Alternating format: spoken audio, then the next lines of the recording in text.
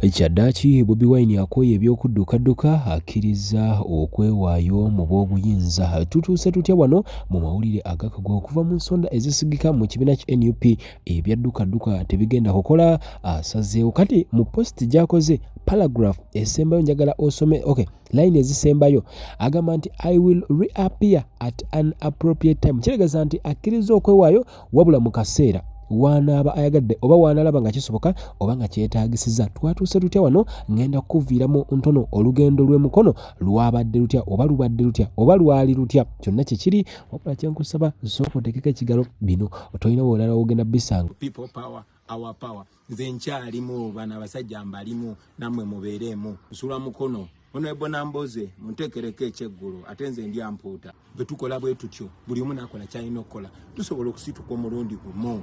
Bwoba okiwakanya use me as an mu post gyakoze Bobi Wine akasooke nono gwatambula naye alawe omusajja yitibwa Tabs mumanyi ogaya wa dread gwatera otambula naye sooka ove ku masiinya waliwo Tabs ono abeera nnyo yekubya kamera byamanyi na intelligence na biki. Omwami ono agamba nti hey mukono asuna agenda wali kuwa Bobi Wine agambe abadde abuuza ku poliisi y'emukono agamba nti ne military officers abangi nnyo abaayiridwa bano baagezezzaako kubanga babakwata. They tried to intercept us. Baagezezzaako kubanga balaba Kyagulanyi emukono baagala omukwata. That was close but you deployed your damn best. Wano n'abayisaamu eggaali squads. Kitegeeza nti ab'emukono poliisi erabika nga yalabye ku Bobi Wine wabula tebasudde kubanga bamukwata era nga wano yawonyebonye awo n'agamba nti bayabadde close. That was close but you deployed yo kigambo ekyo kivula ab'ebyokwerinda wabula musabaza okola njagala tugende mpola. Bobi Wine bamulabeko era kata akwatibwe. You don't send those to find Bobi Wine. Wama Honorable Dambozi, thanks for this.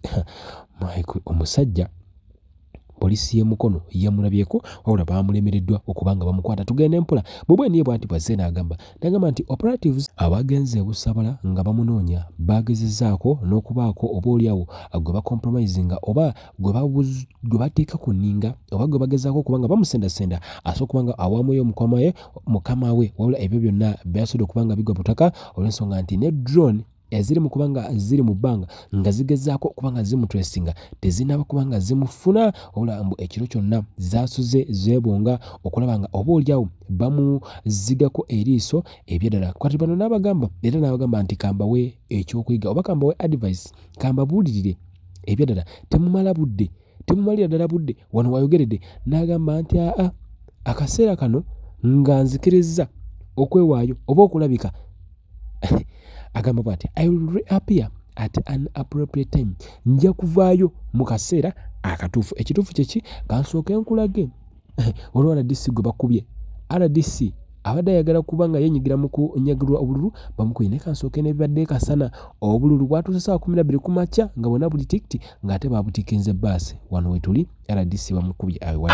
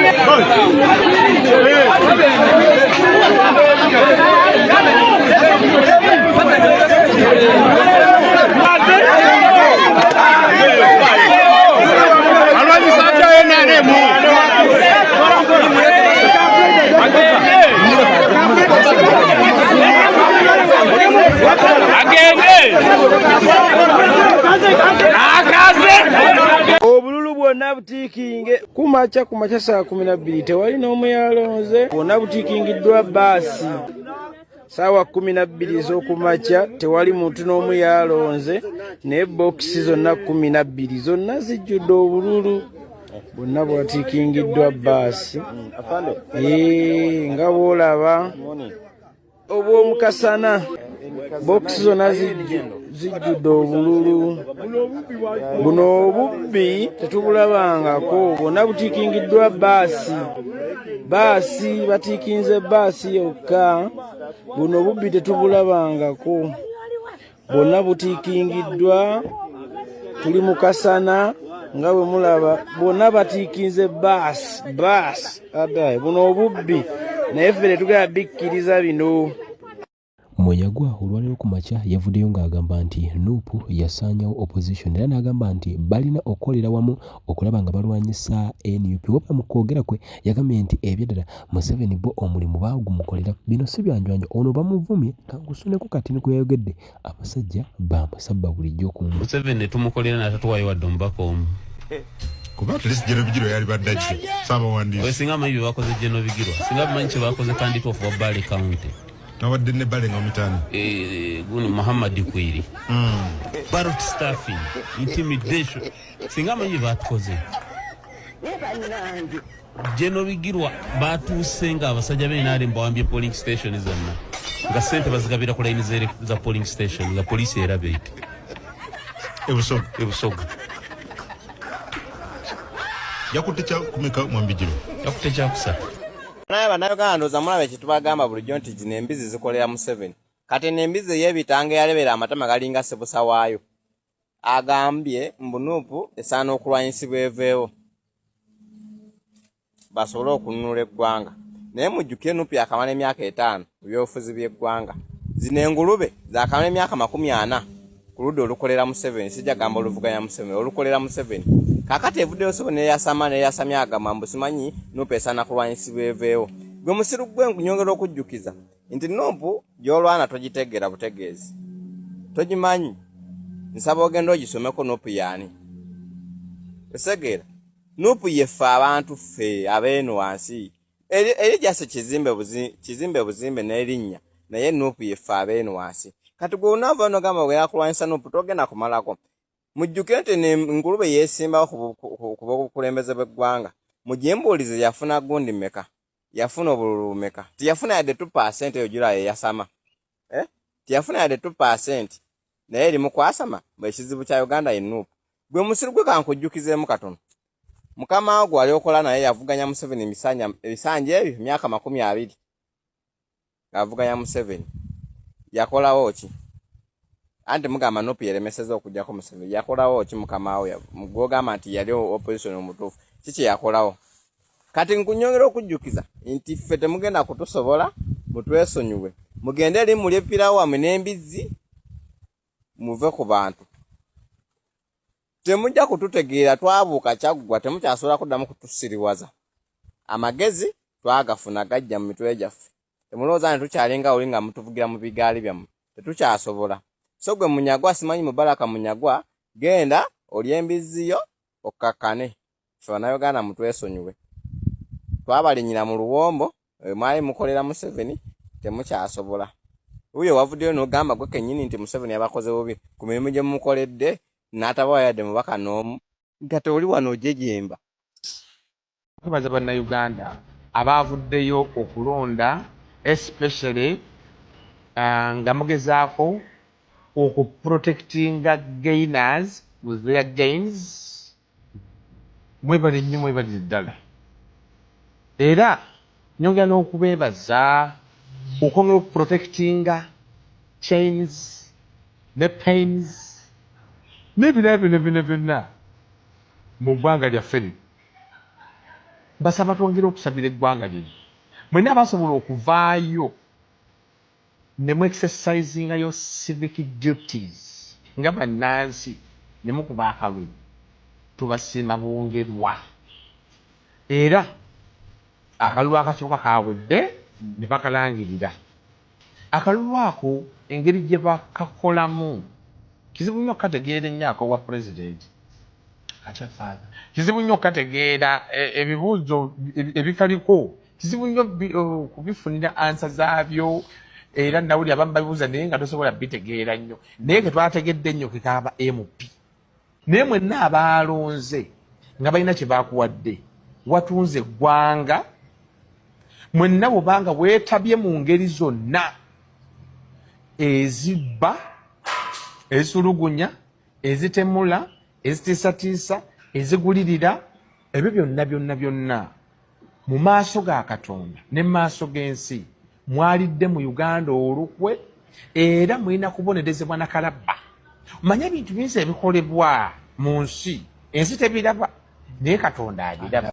Munanuupu Kiruta Yusuf ongeretanyi akyaddaaki akalulu ke ambakkiriza nabanga ebituufu yawangula oluvannyuma lwa okusanga bokisi 6 nga bokisi baabusamba nga siiru teziriiko ebyaddala kooti emaze okusalawo nti ono yawangula Ssempijja bamulanga kimu na NRM ate nga yaliko minisita kw'obululu obwira ku ddala gumu kitundu nga oli yafuna gumu 3.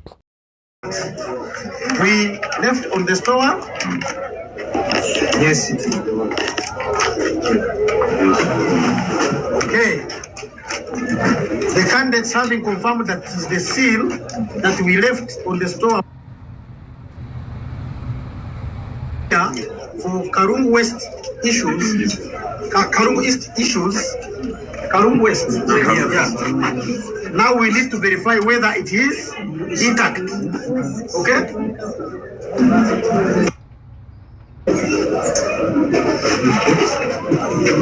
Officer, can we get the key, the padlock, and the pair of scissors to cut the seal?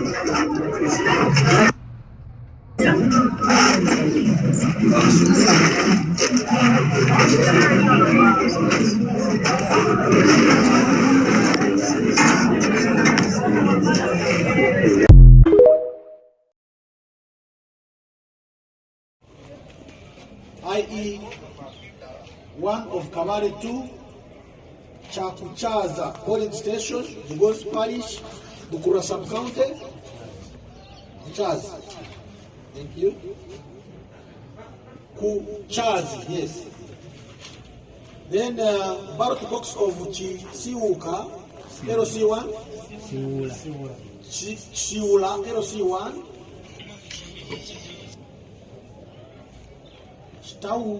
Stauruzi in Rusango Parish, Bukura sub-county, was found without a seal, and also EC 1870554 C was found without a ballot box but also broken.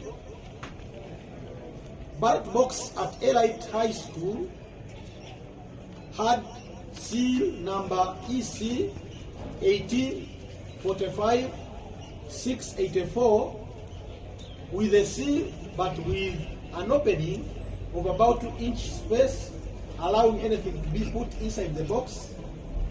And this was the same case with Danda Primary School polling station. All these are from Bukura sub-county. The total tampered ballot boxes are 5 in number, and the 6th one is the ballot box that was never counted and declared so by the returning officer, and which court equally had not intended to count. The law is that once the ballot boxes are tampered with, the purpose of recount is frustrated and can't continue. The court cannot continue with the recount, and both parties have admitted this. Indeed, the process, while well organized, could not be concluded due to broken and tampered with ballot boxes. This notwithstanding that the main seal that sealed the store was found intact as submitted by the candidates.